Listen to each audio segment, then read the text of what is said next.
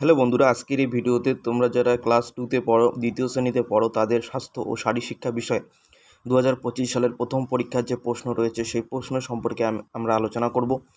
দেখো, এখানে প্রথম পর্যায়ক্রমিক মূল্যায়ন 2025 এখানে দেওয়া রয়েছে, ঠিক আছে। দেখো, প্রথম পর্যায়ক্রমিক 2025 আর শ্রেণী রয়েছে দ্বিতীয় এবং বিষয় রয়েছে স্বাস্থ্য ও শারীরশিক্ষা। এই স্বাস্থ্য ও শারীরশিক্ষা বিষয়ে তোমাদের 10-এর মধ্যে কিন্তু পরীক্ষা হবে। তোমাদের সময় দেওয়া হবে 20 মিনিট। এখানে তোমার বিদ্যালয়ের নাম লিখবে, এখানে তোমার নাম লিখবে, এখানে তোমার বিভাগ লিখবে এবং এখানে তোমার ক্লাসের যে রোল নম্বর রয়েছে সেটা লিখবে। আবারও বলছি, এটা দ্বিতীয় শ্রেণীর স্বাস্থ্য শারীরশিক্ষা বিষয়ের প্রশ্ন, ঠিক আছে। দেখো প্রশ্ন কি রয়েছে। প্রথম পরীক্ষা 2025 সালের ফার্স্ট ইউনিট টেস্ট, 2025 সালের ফার্স্ট ইউনিট টেস্ট, ঠিক আছে। দেখো কোশ্চেন কী কী রয়েছে। এই প্রশ্নগুলো কিন্তু তোমাদের পরীক্ষায় আসবে। এই প্রশ্নগুলো ভালো করে লিখে খাতায় মুখস্থ করে নেবে, ঠিক আছে। আমি উত্তরগুলো বলে দিচ্ছি। প্রশ্ন এবং উত্তর দুটোই কিন্তু তোমরা খাতায় লিখে নাও এবং এগুলি মুখস্থ করবে। এগুলি কিন্তু তোমাদের পরীক্ষায় আসবে। একের ক নম্বর প্রশ্ন, 1 নম্বর কী বলেছে দেখো, সঠিক উত্তরের মাথায় টিক চিহ্ন দিতে বলেছে। ক নম্বর প্রশ্ন কী বলেছে, প্রতিদিন সকালে ঘুম থেকে উঠে এবং শোয়ার আগে ড্যাশ দিয়ে দাঁত মাজতে হবে। কী দিয়ে দাঁত মাজতে হবে? মাজন বা পেস্ট দিয়ে, ঠিক আছে। তামাক ছাই এবং মাজন বা পেস্ট আছে, সঠিক উত্তর হবে মাজন বা পেস্ট। খ নম্বর প্রশ্ন দেখো, ভিটামিন এ এর অভাবে কী রোগ হয়? এখানে সঠিক উত্তর হবে রাতকানা রোগ হয়, ঠিক আছে। গ নম্বর প্রশ্ন দেখো, চুলের পুষ্টি হয় ভিটামিন সি, ভিটামিন এ না ভিটামিন বি যুক্ত খাবার খেলে? এখানে সঠিক উত্তর হবে ভিটামিন বি যুক্ত খাবার খেলে চুলের পুষ্টি হয়।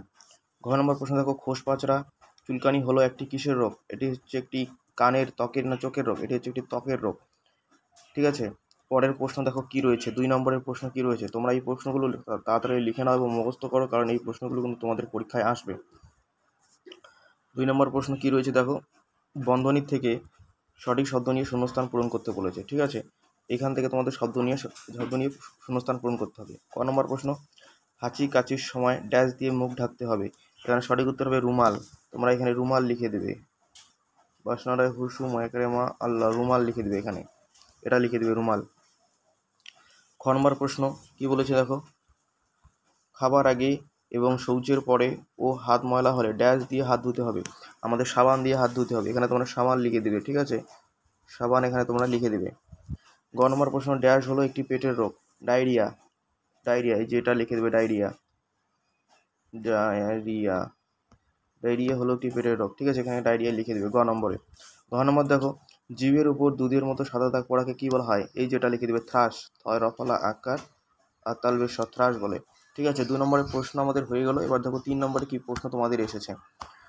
তোমাদের কিন্তু এবারে 10-এর মধ্যে স্বাস্থ্য শারীরশিক্ষার প্রশ্ন রয়েছে। 3-এর ক নম্বর প্রশ্ন কী বলেছে, কানের রোগ প্রতিরোধ করার 2টি উপায়। কানের যে রোগ রয়েছে সেটা প্রতিরোধ করার 2টি উপায় তোমাদের লিখতে হবে। দেখো উত্তর কী রয়েছে। ক নম্বরে তোমরা উত্তর লিখবে, কানের রোগ প্রতিরোধের জন্য 2টি উপায় হলো স্নানের সময় কানে জল প্রবেশ করতে না দেওয়া ও কান পরিষ্কার রাখা, ঠিক আছে। স্নানের সময় আমরা কানে জল প্রবেশ করতে দেবো না এবং কান পরিষ্কার রাখবো, তাহলে যে কানের রোগ রয়েছে সেটা আমরা প্রতিরোধ করতে পারবো। তোমরা সুন্দর করে খাতায় এটা লিখে নাও, ঠিক আছে। পরের খ নম্বর প্রশ্ন দেখো কি রয়েছে। খ নম্বর প্রশ্ন আছে, সর্দি হলে কি কি লক্ষণ দেখা যায়? আমাদের যদি সর্দি হয় কি কি লক্ষণ দেখা যাবে? উত্তর লিখবে তোমরা, গলা ব্যথা, ঠাসা নাক, হাঁচি, মাথা ব্যথা, শরীরের ব্যথা, ঠান্ডা লাগা, জ্বর, কাশি, নাক দিয়ে পানি পড়া ইত্যাদি লক্ষণ দেখা যাবে, ঠিক আছে। এই দুটো প্রশ্ন কিন্তু তোমাদের রয়েছে। আমাদের এই দুটো প্রশ্নের উত্তর হয়ে গেল, ঠিক আছে। এটা ছিল দ্বিতীয় শ্রেণীর স্বাস্থ্য ও শারীরশিক্ষা বিষয়ের প্রশ্ন। এই প্রশ্নগুলো তোমরা সুন্দর করে খাতায় লিখে নাও এবং মুখস্থ করবে। এই প্রশ্নগুলো কিন্তু তোমাদের পরীক্ষায় আসবে, ঠিক আছে। পরবর্তী ভিডিওতে দেখা হচ্ছে। ভিডিওটি যদি ভালো লেগে থাকে অবশ্যই লাইক, কমেন্ট, শেয়ার এবং সাবস্ক্রাইব করে দিও বন্ধুদের মধ্যে, ঠিক আছে। ধন্যবাদ।